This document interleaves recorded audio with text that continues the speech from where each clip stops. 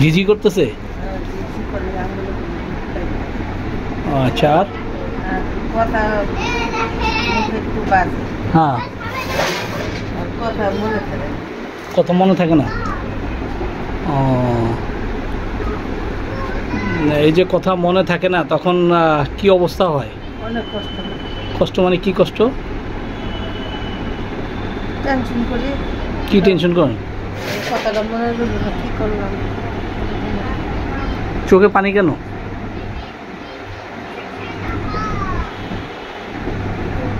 হ্যাঁ, এমনি। কি কি কি কারণে কান্না আসতেছে? হ্যাঁ, এমনি পানি। এমনি তো পানি আসে না। কোনো কষ্ট, মনের কষ্ট বা দুঃখ? কোনো কষ্ট নেই।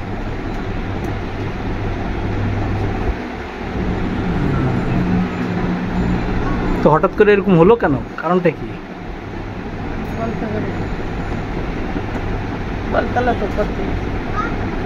এই ঘটনার আগে বাসায় কোনো সমস্যা হয়েছিল বা কোনো বিষয় নিয়ে কোনো টেনশন? ছেলে নিয়ে কি টেনশন? খোলামেলা বলেন। হ্যাঁ, তাহলে আমরা সাহায্য করার চেষ্টা। কাজ কাম করে বাইরে করে আগে এতটুকু টেনশন। তো ছেলে মানুষ তো বাইরে ঘুরবো, কাজ করবো, এটাই তো স্বাভাবিক না? বাইরে কি এমন কি গাড়ি চালায় এই কারণে টেনশন? বাইক চালায় যায় না? বাইক চালায় তো সবাই তার মতো করে কর্মতে যায়।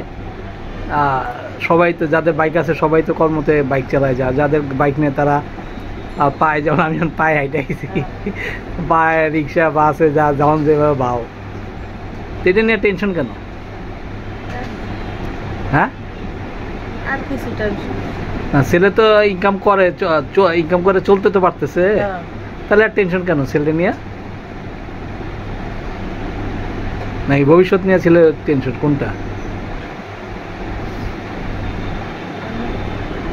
হ্যাঁ, না, ভবিষ্যৎ আল্লাহ পাক যা করে ভবিষ্যৎ চিন্তা করে ভালো লাগে। এমনি আপনার মন মেজাজ কেমন? আমার মেজাজ ভালো আছে, কিন্তু এদিন করে মেজাজ ভালো না। ইদানিং মেজাজ ভালো না? কি সমস্যা ইদানিং? কিছু ভালো লাগে না আমার। কবে থেকে? আচ্ছা, 1-1.5 মাস এই অবস্থা। কি ঘটলো 1 মাস 1.5 মাস থেকে লাইফে? পারি না, আমি কিছু বলতালে তো কইতে, আরে ভালো লাগে না, এত ঠিক আছে, ভালো লাগে না, কথা না বললে ভালো লাগে। চুপচাপ করে দেখো, কোনো মানুষের তো হুট করে আর কি মন খারাপ হয় না, এটা তো মন খারাপের কারণে হচ্ছে। এমন কোনো বিষয় আপনার মনে হয়তো কষ্ট, তার জন্য কোনো কিছু ভালো লাগে না? হ্যাঁ, না না।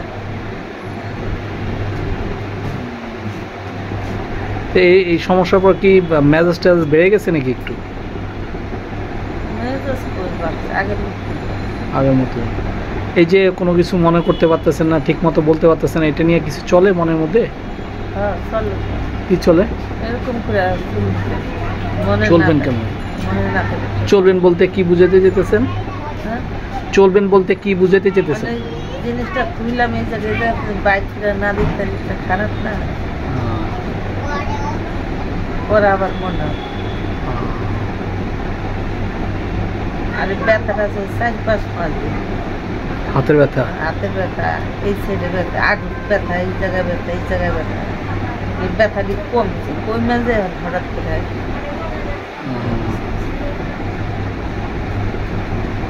উনি কি জানে বিষয়টা, ওনার কি সমস্যা?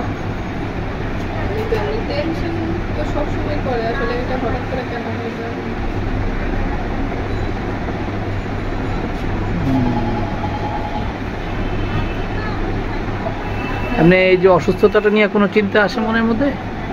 না, আমার অসুস্থ না, চিন্তা আসে না। আমার কাজ করতে মন চাইছে। আপনি এমনি কি কাজকর্ম করতেন? আমি দোকানদারি করতাম।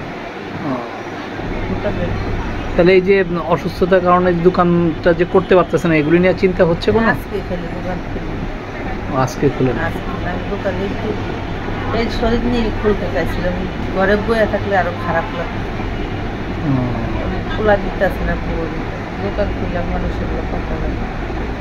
না, ঠিক আছে, মানুষের সাথে কথা বলে, কিন্তু সবসময় তো শরীরের সব অবস্থা তো সব ধরনের কাজ করা যায় না। হ্যাঁ। ঘুমায় অতিরিক্ত ঘুমাইতে গেলে আবার সমস্যা, অতিরিক্ত ঘুমাইলে অনেক সমস্যা। তাহলে কি আপনার এই যে অসুস্থতার কারণে ব্যবসাটা নিয়ে টেনশন আছে নাকি কোনো? হ্যাঁ, এটা নিয়ে যে কেমনে ব্যবসা চালামু বা কেমনে চলবে? এটা আর কি। হ্যালো, আসসালামু আলাইকুম। আজকে যে কেসটা আমরা এখানে দিয়েছি, পেশেন্টের ডাইরেক্ট পেশেন্টের সাথে যে কেসটিং হয়েছে সে ভিডিওটা দিয়ে দিয়েছি। এখানে পেশেন্টের ব্রেন স্ট্রোক করছে। ব্রেন স্ট্রোক করার পর তার শারীরিকভাবে বিভিন্ন সমস্যা দেখা দিছে। তার মুখেও কথা বাজে, প্লাস তার হাত ঝিমঝিম করে, এবং ব্রেন স্ট্রোক হওয়ার আগে তার জয়েন্টগুলিতে কিছু পেন ছিল, এই আর কি অবস্থা। আর পেশেন্ট যা যা বললো এখান থেকে আমরা কী নিতে পারি, এখান থেকে আমরা প্রথমে নিয়েছি অসুস্থ অবস্থা তার ছেলেকে নিয়ে টেনশন করে। ছেলে বেসিক্যালি বাইকে কাজ করে, বাইক রিলেটেড কোনো কাজ করে। আর রাস্তাঘাটে বেরোলে তো বাইক দিয়ে, যারা যারা বাইক আছে তারা তো বাইক দিয়ে সব জায়গায় যায়। তো ওর মা ছেলের বাইক আছে, বাইক দিয়ে বেরোয়, বাইক চালায়, এই কারণে মা টেনশন ছেলে কোন সময় কোনো সমস্যা হয়ে যায় কিনা, এটা একটা বললো। আর মহিলা সহজে কোনো কিছু কাউকে বলে না, নিজের কাছে রাখে কষ্ট হলে। আর কি বললো, তার বিজনেসটা নিয়ে অ্যাংজাইটি।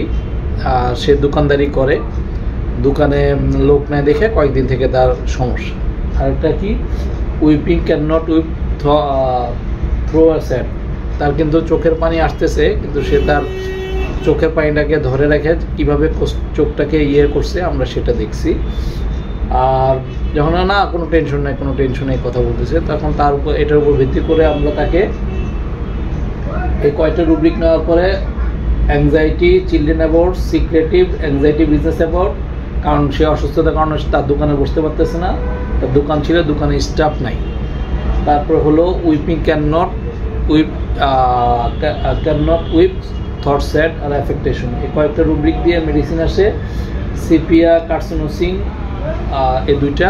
আর একটা রুব্রিক বাদ দিলে আসে আপনার ন্যাটামিও।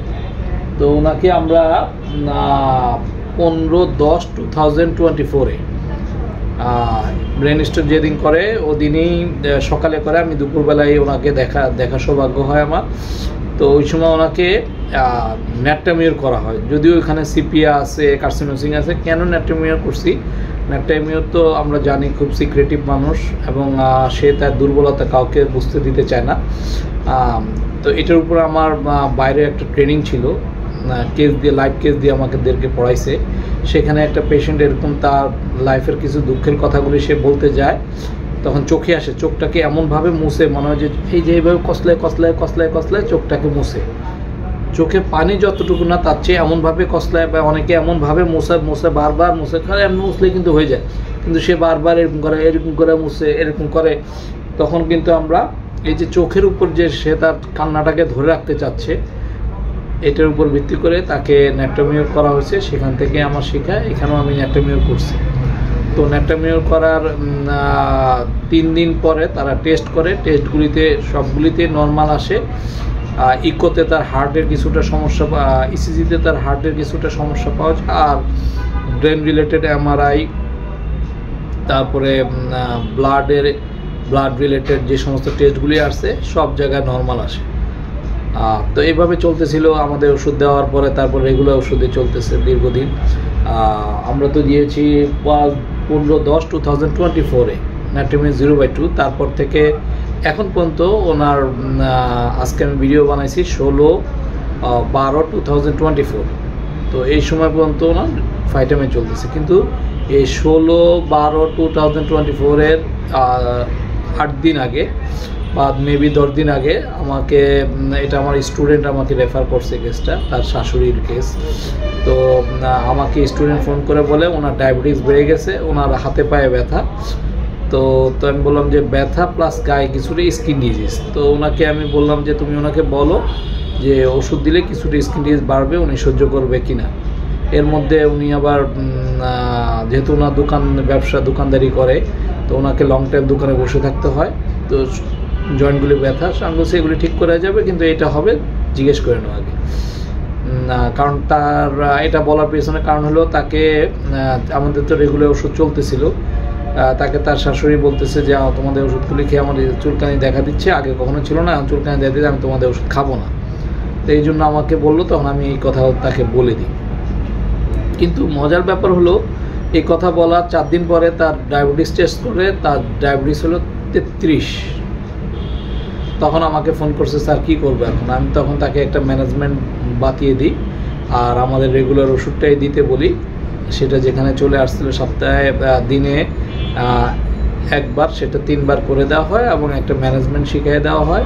ওই ম্যানেজমেন্ট ফলো করছে 5 দিন, 5 দিন ফলো করার পরে 33 থেকে চলে আসছে 16-তে। তো দেখেন, ডাক্তারি করতে হলে অনেক বিষয়ে আপনার নলেজ থাকা প্রত্যেকেরই জরুরি। এই রুগীটাকে আমরা ওষুধ দিই নাই, কিছুই দিই নাই, জাস্ট লাইকে ম্যানেজমেন্ট করছি আর আমাদের রেগুলার ওষুধের মধ্যে রাখছি। এতে ডায়াবেটিসটা কমে 16-তে চলে আসছে। তো এটা আল্লাহ শকর, ম্যানেজমেন্টটা শেখার জন্য আল্লাহ আমাকে সাহায্য করছে, শেখার সৌভাগ্য করে দিছে।